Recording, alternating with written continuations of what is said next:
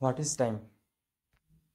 আমরা অনেকে জানি না যে সময়ের ডেফিনেশন কী, কিন্তু আমরা সময়ের সাথে প্রত্যেকেই আমরা ওতপ্রোতভাবে জড়িত।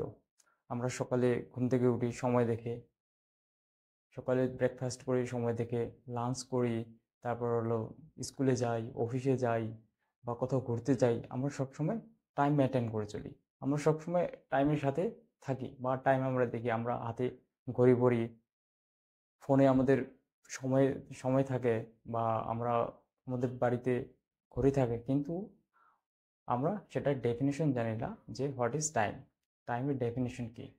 তো আজকে আমরা জানবো যে টাইমের ডেফিনেশন কী এবং বিভিন্ন সায়েন্টিস্ট বা ফিজিক্স বা থার্মোডাইনামিক্স তারা সময়কে কীভাবে দেখে, সময়কে তারা কীভাবে দেখে এবং তাদের সময়ের ডেফিনেশন কী, আমরা আজকে সেটা জানবো।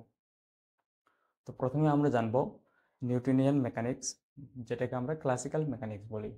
যে ক্লাসিক্যাল মেকানিক্সে সময় কী এবং সময়ের ডেফিনেশন কী। তো ওখানে বলা হয়েছে যে ক্লাসিক্যাল মেকানিক্সে টাইম হলো একটা ইন্ডিপেন্ডেন্ট প্রপার্টি, যেটা হলো পৃথিবীর বা এই ইউনিভার্সে সব জায়গাতেই সমান। এখন আমি যেখানে আছি পৃথিবীতে, এখানে সময় যেভাবে অতিবাহিত হচ্ছে আমার আমার কাছে, আমি যদি অন্য কোনো গ্রহে, চাঁদে বা মঙ্গল গ্রহে যদি আমি যাই, তাহলে আমার কাছে টাইম একইভাবে অতিবাহিত করবে। এটা হলো ক্লাসিক্যাল মেকানিক্সের ধারণা সময়ের উপর। তারপর আসলো আইনস্টাইনের এখানে প্রথমে স্পেশাল থিওরি অফ রিলেটিভিটি, এখানে এটা যদি দেখি তো এই দিক থেকে টাইমকে কীভাবে ডিফাইন করেছে। তো এই দিক থেকে টাইমকে বলা হয়েছে যে টাইম ইজ রিলেটিভ, মানে টাইম ইন্ডিপেন্ডেন্ট নয়।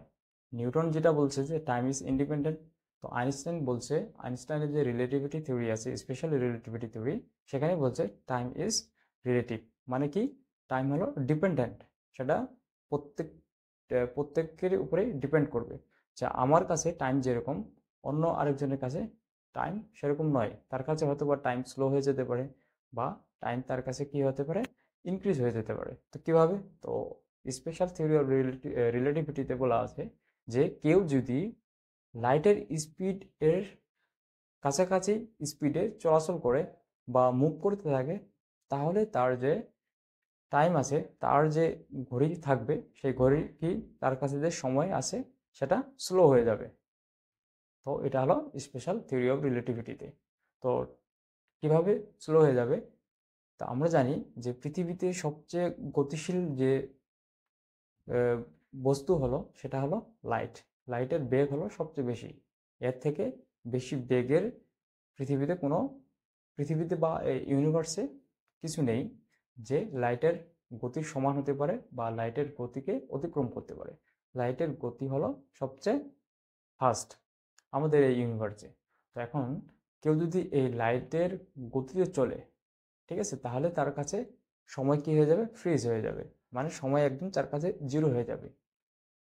মনে করুন আমি এখানে আছি, স্থিরভাবে দাঁড়িয়ে আছি, তো আমার কাছে যে ঘড়িটা আছে সেই ঘড়িটাতে যেভাবে সময় অতিবাহিত হচ্ছে, ঠিক আছে, অন্য সেই ঘড়িটাতে অন্য কেউ যদি সেই ঘড়িটা পরে বা আইডেন্টিক্যাল ঘড়ি পরে যদি লাইটের স্পিডে চলাচল করে বা লাইটের স্পিডে মুভ করতে থাকে, তাহলে তার কাছে সেই ঘড়িটাই কী হয়ে যাবে, স্লো হয়ে যাবে, ঠিক আছে।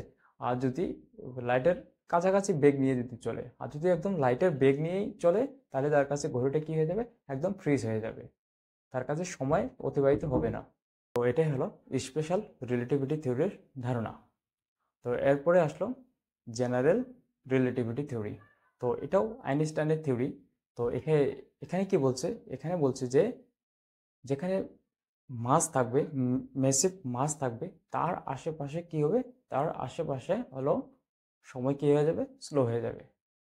তো মনে করুন এই পৃথিবীতে এখন যেভাবে সময় অতিবাহিত হচ্ছে আমাদের কাছে, আমরা যদি এখান থেকে কেউ কোনো একটা ম্যাসিভ, অনেক বড় একটা মাস যেখানে আছে স্পেসে, সেই মাসের কাছে ভ্রমণ করে বা ট্রাভেল করতে থাকে, তাহলে তার কাছে সময়টা কী হয়ে যাবে, স্লো হয়ে যাবে। তো যদি আমরা ধরি যে স্পেসে আমরা যেখানে আছি পৃথিবীতে, তো আমাদের কি আছে, স্পেসে আমাদের ব্ল্যাক হোল আছে। তো এক একটা ব্ল্যাক হোল কি পৃথিবীর যে ওজন বা পৃথিবীর যে মাস আছে তা থেকে কয়েক হাজার গুণ বা কয়েক লক্ষ গুণ বড় হলো এক একটা ব্ল্যাক হোল। তো ওই ব্ল্যাক হোলের পাশে বা ব্ল্যাক হোলের কাছাকাছি কেউ যদি কি করে, ট্রাভেল করতে থাকে, তাহলে তার কাছে কি হয়ে যাবে, সময়টা স্লো হয়ে যাবে। পৃথিবীতে আমাদের কাছে যেভাবে সময় অতিবাহিত করছে, আমরা যদি দেখি যে ব্ল্যাক হোলের পাশ দিয়ে কেউ ট্রাভেল করতেছে, তাহলে আমরা এখান থেকে দেখতে পাবো যে তার যে ঘড়ি আছে সেটা স্লো হয়ে যাচ্ছে এবং সেটা স্লোভাবে চলতেছে। আমাদের ঘড়িটা কি তার ঘড়ির থেকে ফাস্ট চলতেছে, আমরা সেটা অবজার্ভ করতে পারবো। কিন্তু যে ব্ল্যাক হোলের পাশ দিয়ে ট্রাভেল করবে সে অবজার্ভ করতে পারবে না যে তার ঘড়িটা স্লো চলতেছে, কারণ সে ইভেন্টের মধ্যে, ওই সিস্টেমের মধ্যে আছে, যে সিস্টেমে অটোমেটিক্যালি তার কি হয়ে গেছে, ঘড়িটা স্লো হয়ে গেছে এবং সে মানে ন্যাচারাল ফিল করবে যে পৃথিবীতে আমরা এখন যেরকম ফিল করতেছি যে সময় আমাদের কাছে যেভাবে অতিবাহিত হচ্ছে, ঠিক সেরকম সেও ফিল করবে যে তার কাছে সেটা ন্যাচারাল। কিন্তু আমাদের কাছে মনে হবে যে তার ঘড়িটা স্লো হয়ে গেছে বা সে স্লো গতিতে তার ঘড়িটা চলতেছে। এই হলো জেনারেল রিলেটিভিটি থিওরি। তো এগুলো হলো আইনস্টাইনের থিওরি। এখন নিউটন এক কথা বলছে, আইনস্টাইন আরেক কথা বলছে, মানে নিউটনের অপোজিট কথা আইনস্টাইন বলছে। কিন্তু এই কি দুইটার মধ্যে যে কোনো একটা সত্য হবে বা একটা ভ্যালিড হবে, একটা ইনভ্যালিড হবে। তো তাহলে কি নিউটন যেটা বলতেছে বা নিউটনিয়ান মেকানিক্স যেটা বলতেছে, ক্লাসিক্যাল ফিজিক্স সেটা বলতেছে টাইম হলো ইন্ডিপেন্ডেন্ট। আর আইনস্টাইন বলতেছে, আইনস্টাইনের যে স্পেশাল রিলেটিভিটি থিওরি আছে, জেনারেল রিলেটিভিটি থিওরি আছে, তো এখান থেকে বলতেছে টাইম ইজ রিলেটিভ। তো আমাদের কাছে টাইম একরকম, বা অন্য কোনো ফ্রেম থেকে বা অন্য কোনো সিস্টেম থেকে কেউ যদি আমাদের দেখে, বা সেখানে যদি কেউ ট্রাভেল করতে থাকে, বা কোনো একটা ম্যাসিভ বডির পাশ দিয়ে কেউ যদি ট্রাভেল করতে থাকে, বা কোনো একটা যেখানে গ্র্যাভিটির পরিমাণ সবচেয়ে বেশি সেখানে যদি কেউ ট্রাভেল করতে পারে, সেখানে তার সময় কি চেঞ্জ হয়ে যাবে। আমাদের সময় একরকম হবে, তাদের সময় অন্যরকম হবে। কিন্তু এখানে তো নিউটনের যে কথা আর আইনস্টাইনের যে কথা, দুইটা কি হচ্ছে, কনফ্লিক্ট হয়ে যাচ্ছে। দুইজন দুই রকম কথা বলতেছে, ঠিক আছে, একজন মানে একজন আরেকজনের বিপরীত কথা বলতেছে। তো এখানে হলো নিউটন যে বলতেছে এটা হলো কারেক্ট, আইনস্টাইন যেটা বলতেছে সেটা হলো কারেক্ট। কেন? কারণ আইনস্টাইনের যে কথা সেটা হলো কি, যখন কেউ লাইটের স্পিডে চলবে তখন তার কাছে কি হয়ে যাবে, সময় স্লো হয়ে যাবে। কিন্তু লাইটের স্পিডে চলবে এমন যন্ত্র বা এমন রকেট, বিমান এখনো আবিষ্কার করা সম্ভব হয়নি বা আবিষ্কার করা ইম্পসিবল। কারণ আইনস্টাইন বলে দিয়েছে যে পৃথিবীতে আলো হলো বেগ হলো সবচেয়ে বেশি, এর বেগের কাছাকাছিও আমরা কখনো কোনো কিছু বানাতে পারবো না, বা এর কাছাকাছি বেগও আমরা চলাচল করতে পারবো না, ঠিক আছে।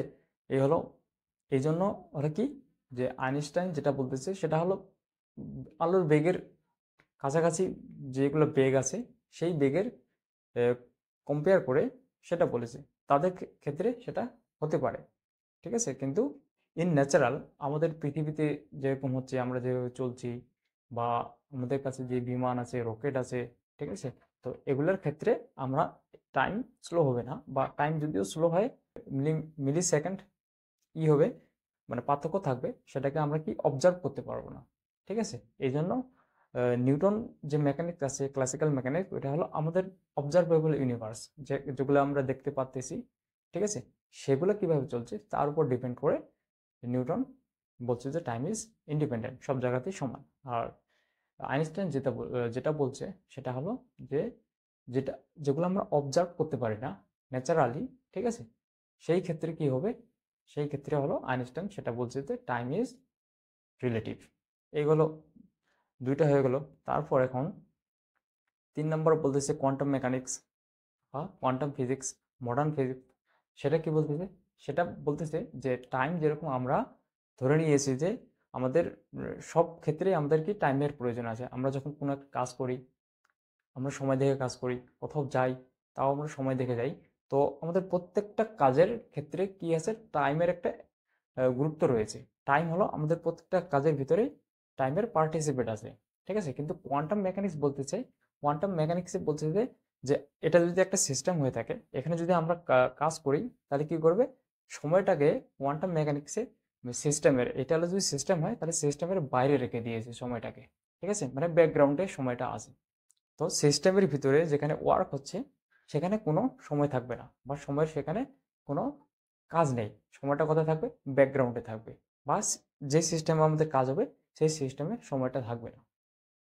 তো এটা হলো কোয়ান্টাম মেকানিক্স বা শ্রোডিঙ্গার যে ইকুয়েশন আছে সেই ইকুয়েশনগুলো সেভাবে ডিজাইন করা হয়েছে যে যে সিস্টেমের মধ্যে সেই ইকুয়েশনগুলো থাকবে সেই সিস্টেমে টাইম থাকবে না, টাইম হলো ব্যাকগ্রাউন্ডে থাকবে। এই হলো কোয়ান্টাম মেকানিক্সের ভাষায় সময়। একটু আলাদা, অন্য অন্য যে ডেফিনেশন আছে তা থেকে কোয়ান্টাম মেকানিক্সের একটু সময়টাকে আলাদাভাবে দেখা হয়েছে, এই জন্য সেটাকে কি ব্যাকগ্রাউন্ডে রাখা হয়েছে, যে সিস্টেমের বাইরে থাকবে সেটা, ঠিক আছে। এই হলো কোয়ান্টাম মেকানিক্স। তারপর আসলো কি, thermodynamics, second law, second law of thermodynamics. তো সেকেন্ড ল অফ থার্মোডাইনামিক্স কি, এটা হলো আমরা আমাদের যে আমরা যতগুলো ইঞ্জিন দেখতেছি, ইঞ্জিন, মেশিন, জাহাজ, ঠিক আছে, যতগুলো ইঞ্জিন আছে, যে যে জায়গাতে ইঞ্জিনগুলো আছে সব ইঞ্জিনের যে মেন যে ফর্মুলা, ঠিক আছে, সেটা হলো সেকেন্ড ল অফ থার্মোডাইনামিক্স।